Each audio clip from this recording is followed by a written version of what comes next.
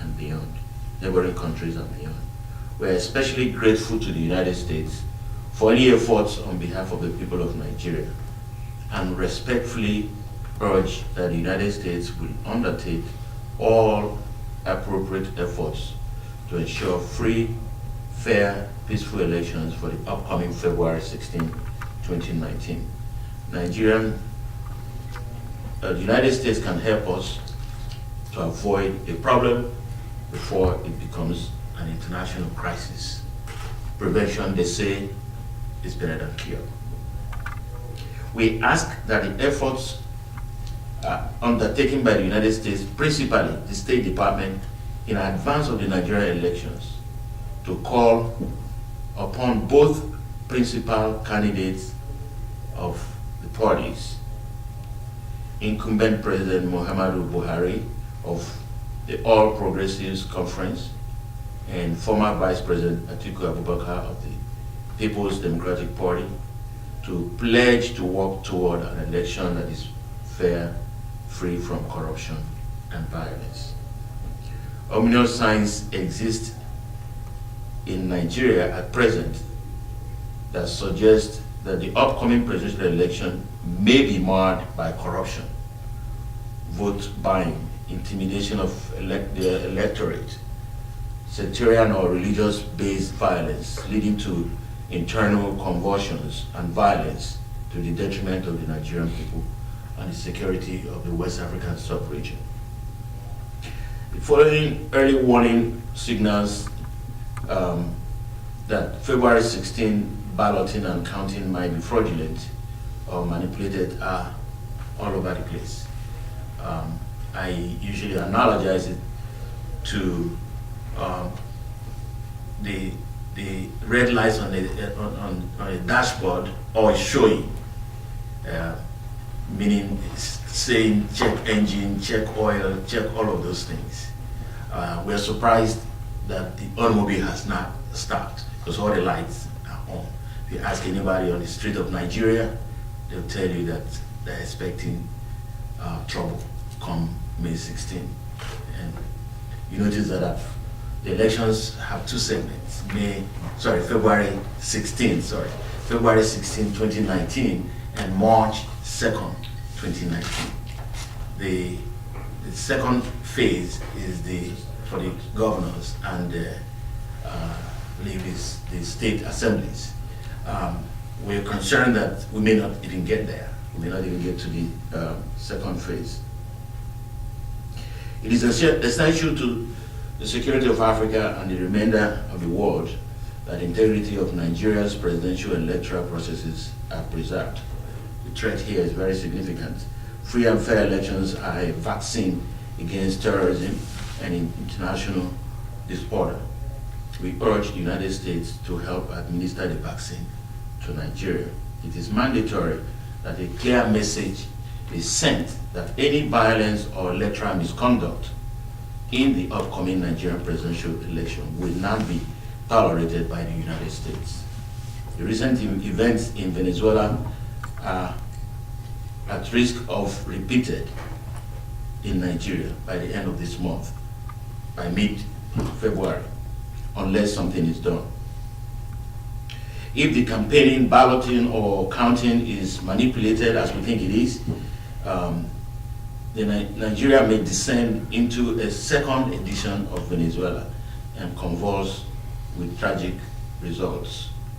The people of Nigeria look up to the United States and the current administration and respectfully request that the United States will assist them in the diplomatic effort to build democracy in Africa. Democracy can only exist if the democratic process is safeguarded. Accordingly, we are urging the U.S. to take whatever actions to encourage a free and fair electoral process for the election of Nigeria's next president. Under the Global Magnitsky Human Rights Accountability Act, any Nigerian official who interferes with the fundamental and internationally recognized right to vote could be listed by the president as a pariah and denied travel and business relationships in the United States. free, fair, peaceful elections are the beating heart of the democracy. Transparency is the best way to deter electoral misconduct, electoral fraud or misconduct. Sunshine is said to be the best disinfectant. We therefore respectfully call upon the U.S., the elected leaders in the United States, the political and social leaders of America, the people of the United States to please speak out for the Nigerian people. Nigeria's military-dictated constitution invites intimidation or violence against voters because it fails to guarantee the right to vote.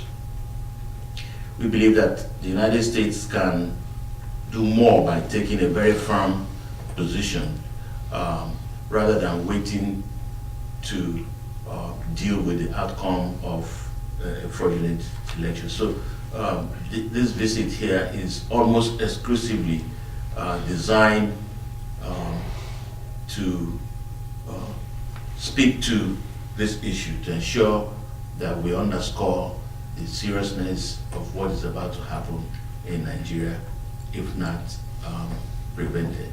And what makes it even more difficult sometimes to understand is the fact that we believe that the United States has what it takes to make certain pronouncements or utterances that would stop any manipulation of the election from being the case.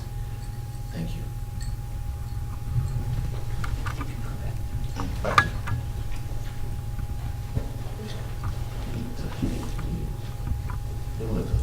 you. Now let me, I want to ask Lloyd, what do you think would be the effect in Nigeria if before the balloting the United States announced that it would not recognize any winner that it had concluded was not elected by a fair and legitimate electoral process? If such a pronouncement was made, what do you think the influence would be in Nigeria? I believe that it will have a considerably big impact, especially if that announcement has some teeth. That is to say, they have some mechanism or the machinery on the ground to make an easy or early determination as to whether the election was rigged or not. I don't think that just making such a statement is enough, but it would be very helpful. It certainly would deter any individual or individuals who want to rig the elections. But I think it would be best if that statement is made alongside perhaps a congressional delegation or a team of observers whose duty will be to make sure that they have a collation of what they consider electoral violations and stuff like that.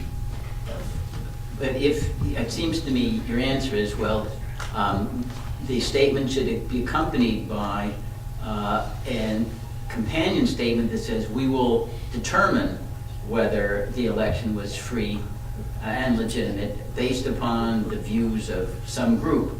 So who in Nigeria you was planning to visit, or that you would encourage to visit, that would be a group that you think the United States should trust to make the decision after observing the balloting and the counting and all of the efforts to intimidate or not in the context of the voting that the United States states in advance they would rely upon in concluding whether it was fair or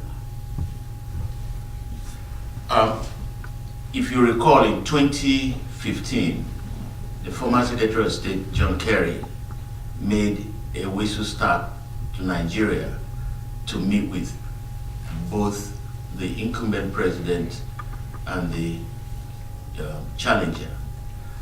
And first, if we have that repeated, if we have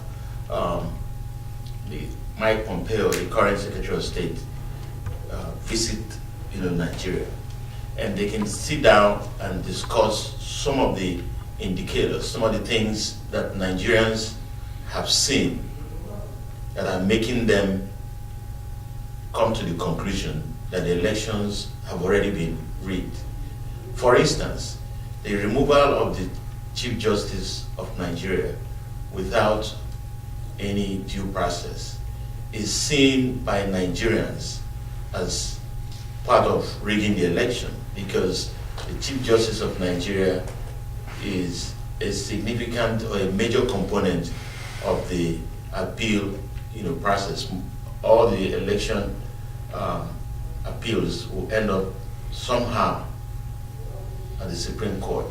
And if you forcibly, without any opportunity for a due process, and remove the CJN, it means that you are setting the stage for what will happen post-election. So, I believe that aside from the Secretary of State visiting, that perhaps a body should be put in place to look at some of these pointers pre-election. For instance, they should look at the possible underage voting, the fact that the borders are porous and people from another country or other countries will be coming in to vote, police intimidation, and the use of the card reader and incident reports. That is to say, where the card reader doesn't work, they can use a form. So if these things are looked at before the election, so that the observers can now have a checklist where they can say, wait a minute, these are the things that Nigerians have been concerned about, and they have actually happened, and therefore the election has been rigged. We don't know how they're going to make that determination, the observers, because a lot of the rigging have already been done. The manipulation have already been done. You see a police checkpoint. The observers will pass through that checkpoint, but the voters will not be allowed to pass through those checkpoints. So an observer may not know that the voters are being stopped from going to vote. So when they make their report, they probably would not see anything other than the fact that there was a low turnout at a particular polling area. But the reason you have that low turnout is because that checkpoint you saw there, police checkpoint, the observers saw that checkpoint as security for them. We're here to make sure that you have access from polling booth to polling booth, but they're also stopping people from going to vote. So these type of situations may be very difficult for the observer teams to recognize. And Nigeria has always complained about the meddlesomeness of UK, United States, and the EU countries.